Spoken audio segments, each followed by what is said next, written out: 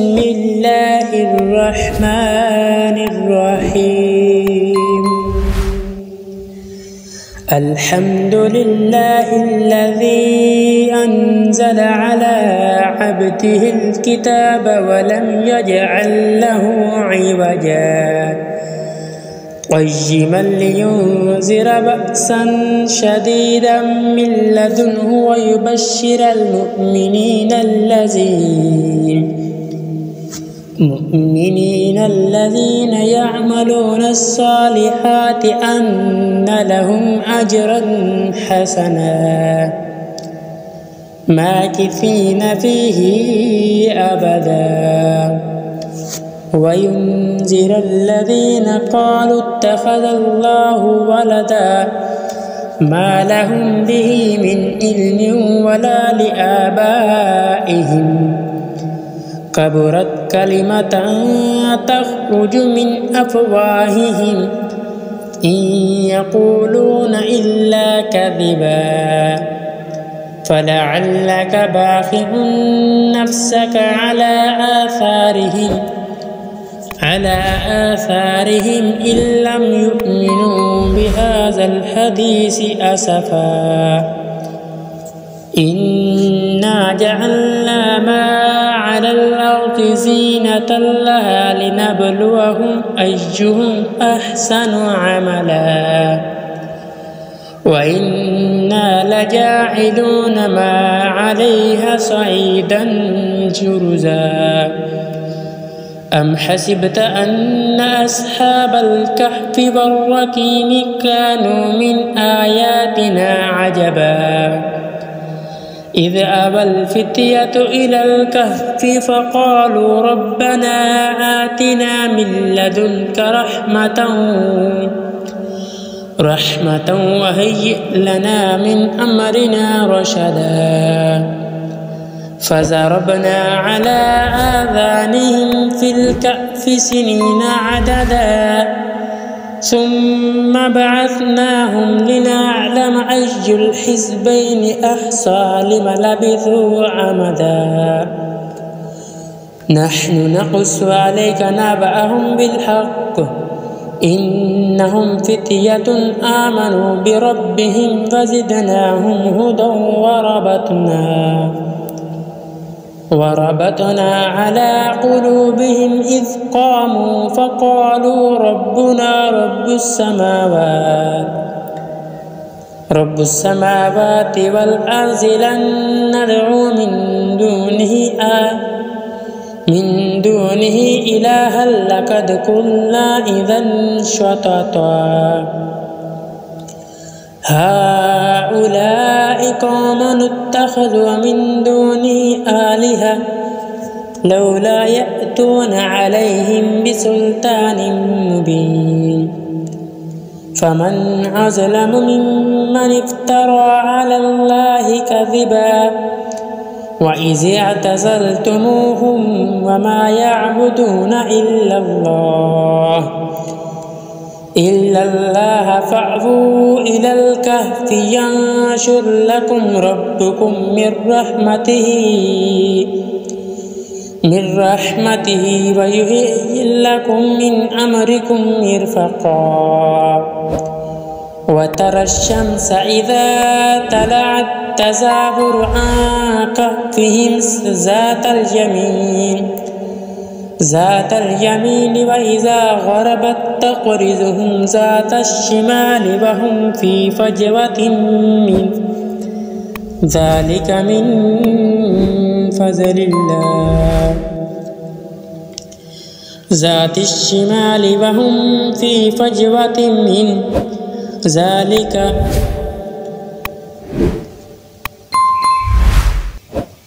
ذلك من آيات الله من يهد الله فهو المهتد ومن يضلل فلن تجد له وليا مرشدا وتحسبهم أيقاظا وهم رقود ونقلبهم ذات اليمين وذات الشمال وكلبهم باسط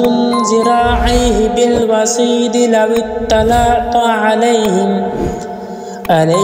لوليت منه فرارا ولملئت منه رعبا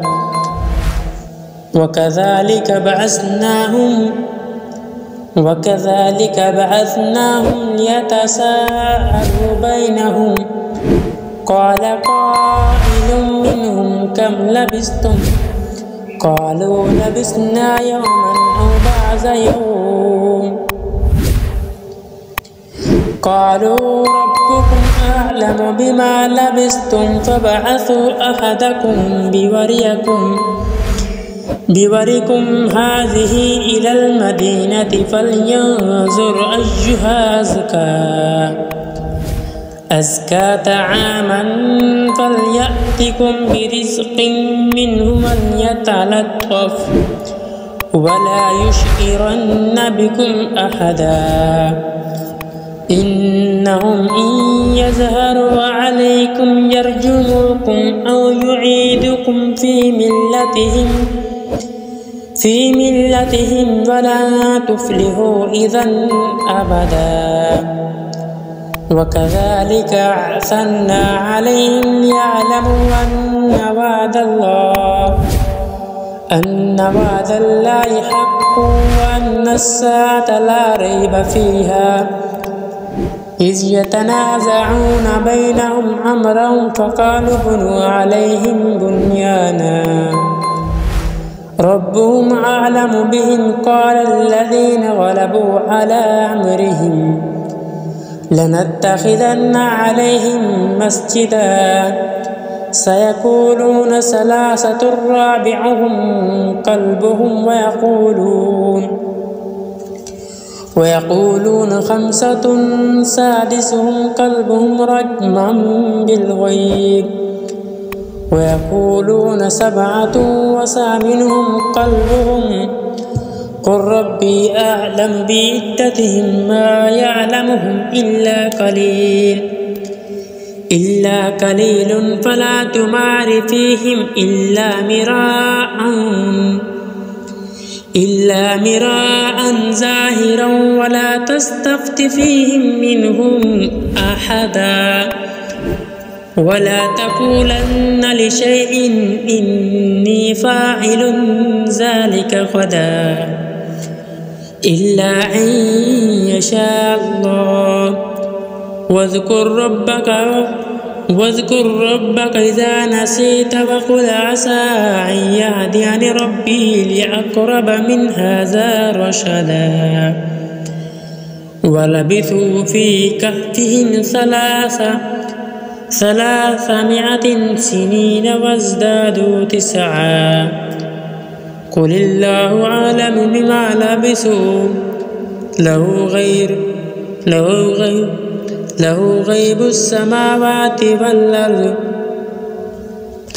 له غيب السماوات والأرض أبصر به وأسمع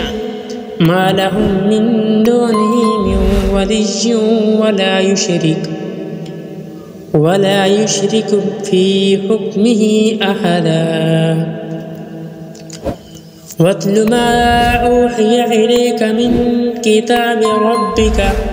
لا مبدل لكلمات ولا تجد من دونه ملتحدا واصبر نفسك مع الذين يدعون ربهم بالغداة والعشي يريدون وجهه ولا تعد عيناك عنهم تريد زينة الحياة الدنيا ولا تطع من أغفلنا قلبه عن ذكرنا واتبع هواه وكان أمره فرطا وقل الحق من ربكم فمن شاء فليؤمن ومن شاء فليكفر إنا أعتدنا للظالمين نارا أحاط بهم سرادقها وإن يستغيثوا يغاثوا كالمهل يشوي الوجوه بئس الشراب وساءت مرتفقا إن الذين آمنوا وعملوا الصالحات إنا لا نضيع أجر من أحسن عملا أولئك لهم جنات عدن تجري من تحتهم الأنهار يحلون فيها من أساور من ذهب ولؤلؤ ولباس فيها حرير جنات عدن تجري من تحتهم الأنهار يحلون فيها من أساور من ذهب ويلبسون ثيابا خضر من سندس واستبرق متكئين فيها على الأرائك نعم الثواب وحسنت مرتفقا واضرب لهم مثل الرجلين جعلنا لأحدهما جنتين من أعناب وحففناهما بنخل وجعلنا بينهما زرعا كلتا الجنة التي أتت أكلها ولن تظلم منه شيئا وفجرنا خلالهما نهرا وكان له ثمر فقال لصاحبه وهو يحاور أنا أكثر منك مالا وأعز نفرا ودخل جنته وهو ظالم لنفسه قال ما أظن أن تبيد هذه أبدا وما أظن الساعة قائما ولئن رددت إلى ربي لأجدن خيرا منها منقلبا قال له صاحبه وهو يحاور أكفرت بالذي خلق من تراب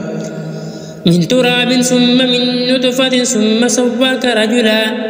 لكن هو الله ربي ولا أشرك به ربي أحدا ولولا إذ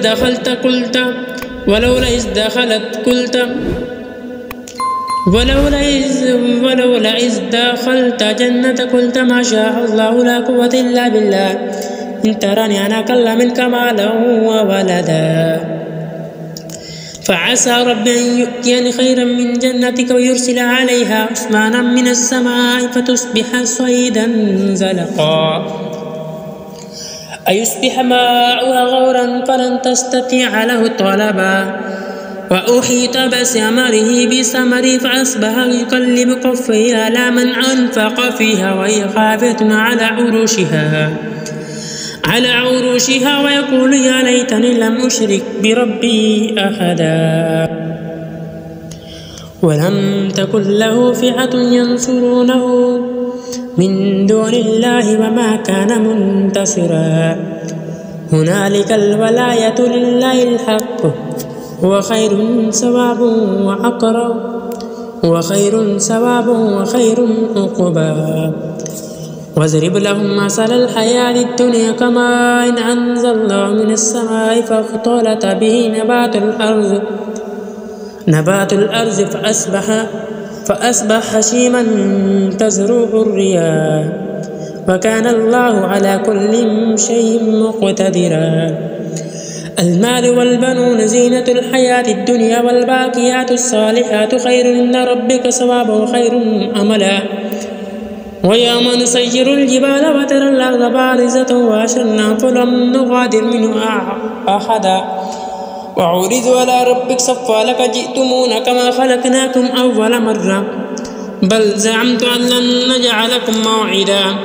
ووزي الكتاب فترى المجرمين مشفقين مما فيه ويقولون يا ويلتنا ما لهذا الكتاب لا يغادر صغيرة ولا كبيرة إلا أحصاها ووجدوا ما عملوا حاضرا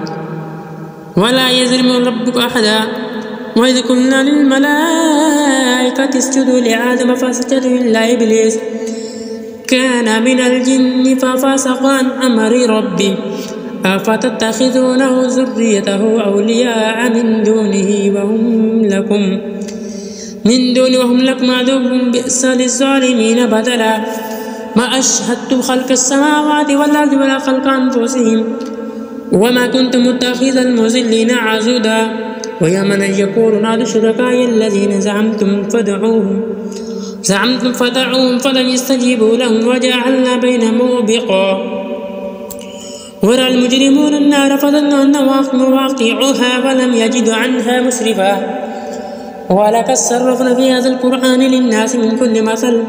وكان الإنسان أكثر شيء جدلا وما منع الناس أن يؤمنوا إذ جاءهم الهدى ويستغفروا ربهم إلا أن تأتيهم سنة الأولين ويأتيهم العذاب قبولا وما نرسل المرسلين إلا مبشرين ومنذرين ويجادل الذين كفروا بالباطل ليدهزوا بالحق فاتخذوا آياتي وما أنذروا هزوا ومن أظلم ممن ذكر بآيات ربه فأعرض عنها ونسي ما قدمت يده إنا جعلنا على قلوبهم أكنة يفقهوا في آذانهم وقرا وإن تدعوا إلى الهدى فلن يهتدوا إذا أبدا وربك الغفور ذو الرحمة لو يأخذ بما كسبوا لعجل لهم العذاب بل لهم موعد لن يجدوا من دونه موعدا وتلك القرى أهلكناهم لما ظلموا وجعلنا لمهلكهم موعدا وإذ قال موسى لفتاه لأبرح حتى أبلغ مجمع البحرين أو أمضي حقبا فلما بلغ مجمع بينهما نسي حوتهما فاتخذ سبيلا في البحر سربا فلما جاوز قال لفتواتنا غدانا لقد لقينا من سفرنا هذا نسبا قال أرأيت إذا أوينا إلى الصخرة فإني نسيت الحوت وما أنساني إلا الشيطان أن أذكره واتخذ سبيله في البحر عجبا قال ذلك ما كنا نبغي فارتد على آثارهما قصصا فوجد عبدا من عبادنا آتينا رحمة من عندنا وعلمنا من لدنا علما قال له موسى هل أتبعك ألا أن تعلمني مما علمت رشدا قال إنك لن تستطيع معي صبرا وكيف تصبر على ما لم تحط به خبرا قال ستجدني إن شاء الله صابرا ولا أعصي لك أمرا قال فإن اتبعتني فلا تسألني عن شيء حتى أحدث لك منه ذكرا فانطلقا حتى إذا ركب في السفينة خرقها قال أخرقتها لتغرق أهلها لقد جئت شيئا إمرا قال ألم أقل لك إنك لن تستطيع معي صبرا قال لا تؤاخذني بما نسيت ولا ترهقني من أمري أسرا فانطلقا حتى إذا لقي غلاما فقتله قال قتلت نفسا زكية بغير نفس لقد جئت شيئا نكرا قال ألم أقل لك إنك لن تستطيع معي صبرا قال إن سألتك عن شيء بعدها فلا تصاحبني قد بلغت من لدني عذرا فانطلقا حتى إذا أتيا أهل قرية استطعما أهلها فأبوا أن يزيفوهما فوجد فيها جدارا يريد أن ينقض فأقامه قال لو شئت لاتخذت عليه أجرا قال هذا فراق بيني وبينك سأنبئك بتأويل ما لم تستطع عليه صبرا أما السفينة فكانت لمساكين يعملون في البحر فأردت أن أعيبها وكان وراء ملك يأخذ كل سفينة غصبا وأما الغلام فكان أبواه مؤمنين فخشينا أن يرهقهما طغيانا وكفرا فأردنا أن يبدلهما ربهما خيرا منه زكاة وأقرب رحما وأما الجدار فكان لغلامين يتيمين في المدينة وكان تحته كنز لهما وكان أبوهما صالحا فأراد ربك أن يبلغ أشدهما ويستخرج كنزهما رحمة من ربك وما فعلت عن أمري ذلك تأويل ما لم تستطيع عليه صبرا ويسألونك عن ذي القرنين قل سأتلو عليكم من ذكرا إنا مكنا له في الأرض وآتيناه من كل شيء سببا فأتبع سببا حتى إذا بلغ مغرب الشمس وجدها تغرب في عين حمئة ووجد عندها قوما قلنا يا هذا القرنين إما أن تعذب وإما أن نتخذ فيهم حسنا قال أما من ظلم فسوف نعذبه ثم يرد إلى ربه ويعذبه عذابا نكرا وأما من آمن وعمل صالحا فله جزاء الحسنى وسنقول له من أمرنا يسرا ثم أتبع سببا حتى إذا بلغ مطلع الشمس وجدها تطلع على قوم لم نجعل من دونها سترا كذلك وقد أحطنا بما لديه خبرا ثم أتبع سببا حتى إذا بلغ بين السدين وجد من دونهما قوما لا يكادون يفقهون قولا قالوا يا ذا القرنين إن يأجوج ومأجوج مفسدون في الأرض فهل نجعل لكم خرجا على أن تجعل بيننا وبين سدا قال ما مكنني في ربي خير فأعينوني بقوة أجعل بينكم ردما آتوني زبر الحديد حتى إذا ساوى بين السدفين قال انفقوا حتى إذا جعله نارا قال آتوني فريق عليك ترى فما استطاعوا أن يظهروا وما استطاعوا له نقبا قال هذا رحمة من ربي فإذا جاء وعد ربي جعله دكا وكان وعد ربي حقا وتركنا بعض يومئذ يموج في بعض ونفخ في السور فجمع جمعا وعرضنا جهنم يومئذ للكافرين عرضا الذين كانت أعين في غطاء عن ذكري وكانوا لا يستطيعون السمع أفحسب الذين كفروا يتخذوا عبادي من دون أولياء إن أعتدنا جهنم للكافرين نزلا قل هل ننبئكم بالأخسرين عملا الذين ضل سعيهم في الحياة الدنيا وهم يحسبون أنهم يحسنون صنعا أولئك الذين كفروا بآيات ربي ولقائه فحبطت أعمالهم فلا نقيم لهم يوم القيامة وزنا ذلك جزاؤهم جهنم بما كفروا واتخذوا آياتي ورسلي هزوا إن الذين آمنوا وعملوا الصالحات كانت لهم جنات الفردوس نزلا خالدين فيها لا يبغون عنها حولا قل لو كان البحر مدادا لكلمات ربي لنفد البحر قبل أن تنفذ كلمات ربي ولو جئنا بمثله مددا قل إنما أنا بشر مثلكم يوحى إلي أنما إلهكم إله واحد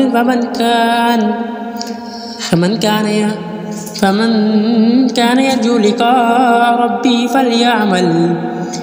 فليعمل عملا صالحا ولا يشرك بعبادة ربه أحدا صدق الله العظيم.